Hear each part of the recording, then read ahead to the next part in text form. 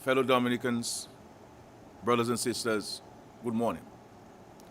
Today, nomination day in Dominica, it is my very sad duty to inform you of events that took place last evening from about 7:15 p.m.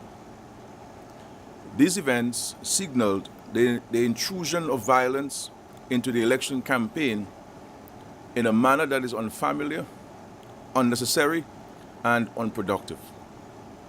Ladies and gentlemen, in 18 days, a general election will be held in Dominica, at which time supporters of the UWP can make their opinions clear in the ballot box. Surely, then, election reform cannot therefore be the real reason for these protests. The elections on December 6 are being held under the same electoral laws which have governed Dominica's free and fair elections and democratic process since our attainment of independence. Both the current Labour government and the UWP opposition have been elected through this exact process and under the same laws and conditions. It is this same process and those same laws that saw the United Workers' Party increase its seat count in the last general elections in Dominica, and also its share of the popular vote. It is with this same process and these same laws that the United Workers' Party and its supporters are forecasting a massive win for the opposition on December 6. So one must ask, what really is the reason and the cause for this gangster-like action? Why are they seeking to tarnish and destroy the image and economic well-being of the country they are confident of receiving the mandate to lead in 18 days? Something about their behavior does not add up. In the last few weeks, the opposition United Workers' Party has been holding daily protests, disrupting business, traffic, and Dominica's good order, and also disturbing the peace. As part of these protests, the opposition has seen it fit to have people camp out day and night, cooking, eating, and sleeping in the area just between the State House and the Fortune Hotel. This is a free country. The opposition and those who support it have every right under our Constitution to protest in whatever manner they would wish within the confines of our laws. However, the nature of the opposition's protests is such that roads around various government buildings have had to be sealed off. As is typical of election season, the opposition United Workers' Party is convening rallies and public meetings, and so is the ruling Dominica Labour Party. On November 17th or thereabout, the UWP informed the public that it was proposing to hold a gathering at Lindo Park in Goodwill, proceed through the city on foot and by car, and end with a public meeting at Newtown.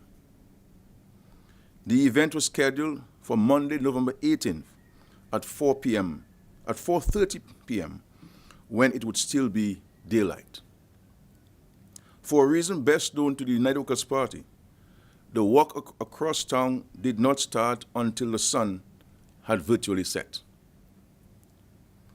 It was known to the protesters that the daily and nightly protests had caused Victoria Street outside the State House to be barricaded and sealed off. Yet, the protesters made their way directly to the barriers, arriving there about 7:15 p.m. Once they arrived at the barriers, the protesters sang, danced, and played music uninterrupted. Shortly thereafter, some of them began shouting at the police and other security personnel who were manning the barriers. A protester on a megaphone repeatedly called for the removal of the barriers so that protesters could make their way to the UWP public meeting at Newtown.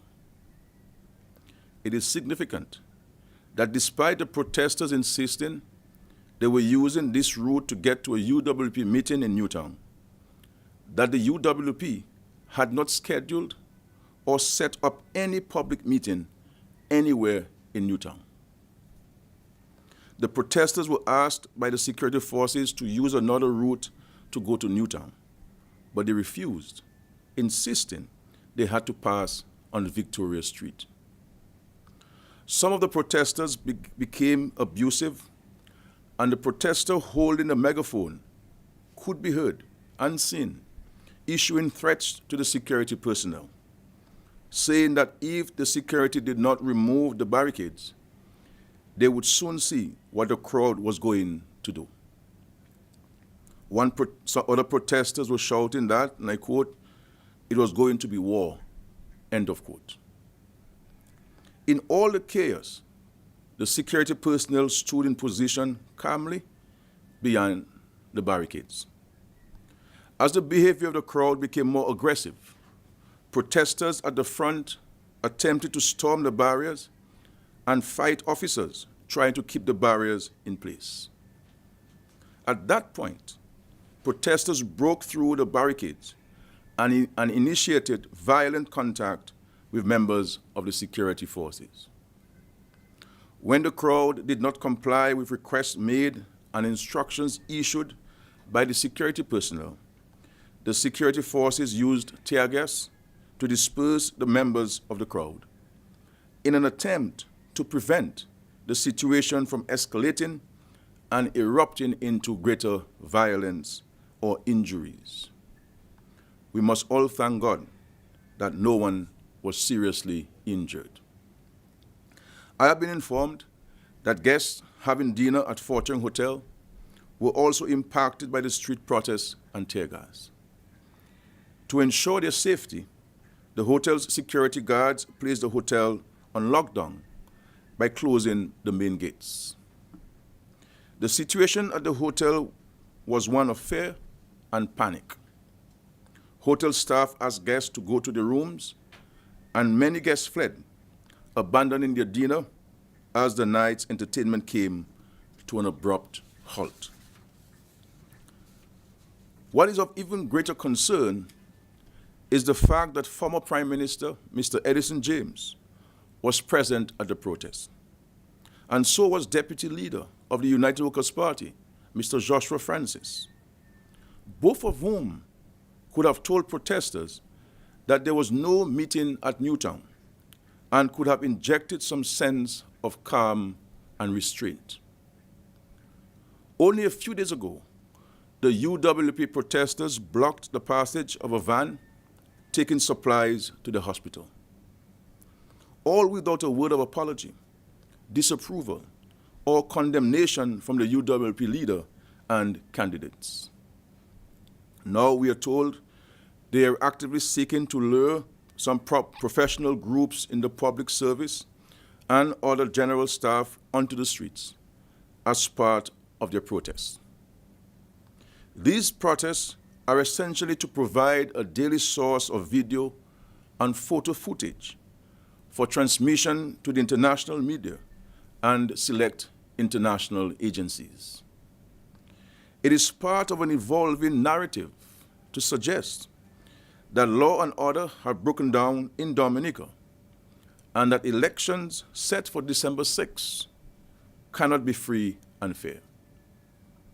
It is the precursor to what would happen were they not to be successful on elections day. In all this, the image and economy of Dominica stand to suffer immeasurably. No investor will come into such instability. No tourists will knowingly expose themselves to what guests at Fort Young were exposed to last evening. So already, the economic impact is clear. Cruise ship passengers are also going to get caught up in the opposition's recklessness. And what harm this could cause the country, which is still building back our tourism product and economy after Hurricane Maria. We will have to wait now and see if the cruise ships will abandon the calls on Dominica during the vital December and January peak period. We shall wait to see what impact this lawlessness and unwarranted behavior shall have on overall visitor arrivals during the crucial next few months, and which investment projects shall be halted out of fear of disruption and destruction. It was not lost on us last evening that the familiar burning of items started once again on the Salisbury Main Road.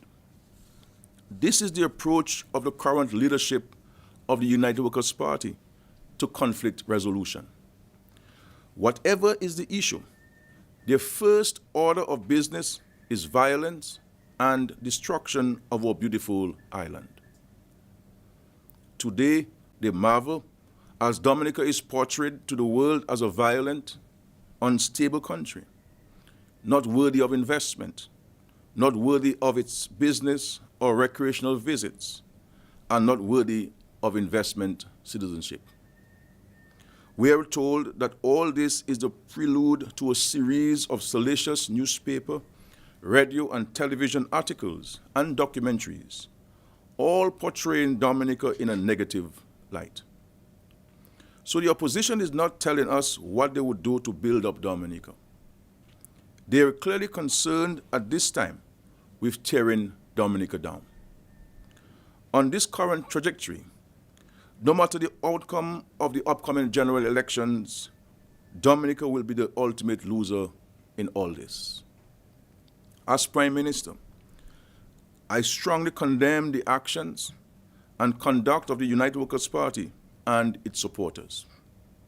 The economy of Dominica will take a major hit from all the violence and antisocial behavior being pursued by the opposition in the lead up to these elections. I call on them, if they really do care about our country, Dominica, to consider the impact of their actions and conduct are having on the image of the country and the safety and well-being of residents and visitors alike. Dominica has a history of free and fair elections. Every Dominican can attend the meetings and entertainment activities of their respective political party and is free to vote as they so choose. This election should be and will be no different unless the UWP is determined to introduce a new level of danger, violence, risk, and damage to persons, to property, and to Dominica's reputation in the international community. Such conduct also puts the country's economy at risk. We now have to be concerned about whether tourists are safe, whether they feel safe. How many of the tourists at Fort Young may now want to leave Dominica? At the beginning of this election, I called for peace, order, respect for each other, and for property. The church in Dominica made similar calls. Today, I repeat those calls and urge for the level of irrationality and irresponsibility being demonstrated by the UWP and its supporters to stop.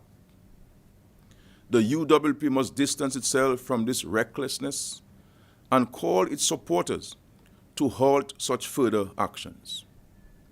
No responsible political party which is seeking to form a government would engage in this kind of dangerous conduct. No one who cares about or loves Dominica could be part of this or want it for our country.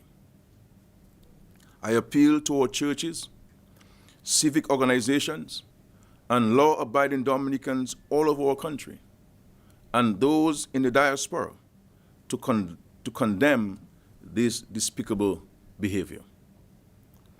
I have instructed the candidates of the Dominican Labour Party to proceed peacefully with their nominations today, without any large groups of supporters or the usual nomination day fanfare.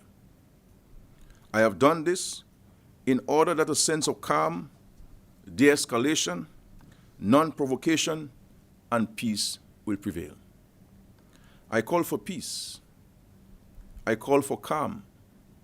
I call for respect for law and order. And I call on the protesters to refrain from actions that would result in any kind of harm to persons or damage to property and our economy. I also call on the opposition to let our elections proceed in the usual manner. We can disagree politically, and we can vote for the party of our choice without resorting to this kind of violence. As I have been doing throughout this campaign, I urge all Dominicans to unify as one people and put our country first. If you put this country first, your love of country will guide you as to how to behave and how to vote, since you would do nothing to put our country at risk. Not after we have come so far after the devastating nature of Hurricane Maria. Fellow Dominicans, I ask you to join me in prayer on this nomination day, and as the country moves to Election Day on December 6th. It is consistent with this noble ideal that the leadership of the Dominican Labour Party has taken a decision to suspend all political activities this coming Sunday and to encourage its members and supporters to join the Catholic Church in observance of Christ the King at the Windsor Park Stadium. Indeed, even before Sunday, the Dominican Labour Party will be hosting the National Gospel Extravaganza on Friday, November 22nd at Castle Playing Field. This event starts at 6 p.m. and will feature, once again, internationally acclaimed gospel singer, Pastor Donnie McCluckin, along with the best of local gospel talent on Dominica. This is a concert to which we're inviting all Dominicans, so we can rid ourselves of the stain and the blotch associated with last evening's disturbances, and hopefully avoid a repeat of February 7th, 2 years ago, when very serious attempts were made to destroy our historic capital city.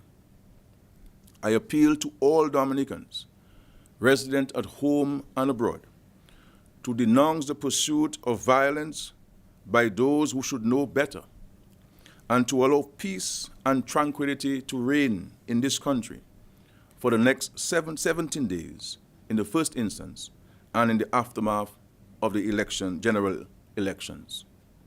Because when all is said and done, more than anything else, we have a country to build, not to destroy. May the Almighty God bless you all. May God bless the Commonwealth of Dominica, and may peace reign in our land. I thank you.